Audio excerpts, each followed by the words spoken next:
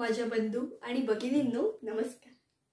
भाषणाच्या सुरुवातीला असाच नमस्कार करून 1895 साली अमेरिकेतील शिकागो शहरात जागतिक धर्म परिषदेचे लक्ष वेधून घेणारे महान व्यक्तिमत्व म्हणजेच स्वामी विवेकानंद।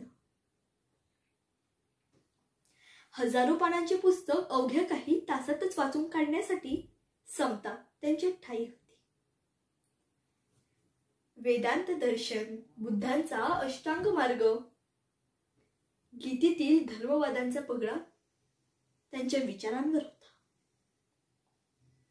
ते मूर्तिपूजेला महत्त्व देत नसले तरीही त्यांचा विरोध नव्हता। ईश्वर निरांकार आहे असे त्यांचे विचार होते। अभ्यासासाठी एकाग्रता खूप गरजेची आहे असे स्वामी विवेकानंद म्हणायचे। उठा, जागे व्हा, जोपर्यंत आपण आपले ध्येय गाठणार नाही तोपर्यंत थांबू नका, असा मोलाचा संदेश स्वामी विवेकानंदांनी युवकांना दिला। 12 जानेवारी म्हणजेच स्वामी विवेकानंद यांचा जन्मदिवस आपण राष्ट्रीय युवा दिन म्हणून साजरा करतो। जोपर्यंत सर्व धर्मांचा सन्मान होणार नाही तोपर्यंत आपण सुखकर आयुष्य जगता येणार नाही असे स्वामी विवेकानंदांचे विचार होते।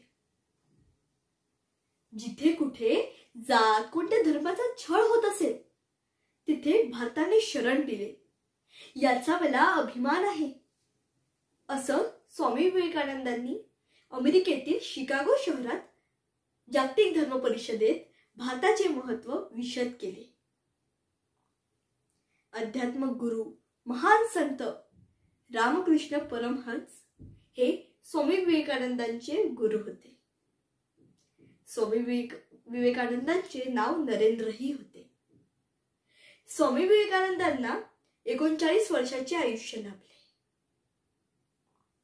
36 कोटी देवांची पूजा करण्याऐवजी आपली शक्ती आणि वेळ या विराट भारताला अर्पण करा, हा संदेश स्वामी विवेकानंदांनी युवकांना दिला। खरंच स्वामी विवेकानंद हे युवकांसाठी खरे प्रेरणास्थान ठरले। खरंच या युवकाला मी नतमस्तक होते आणि थांबते। जय हिंद।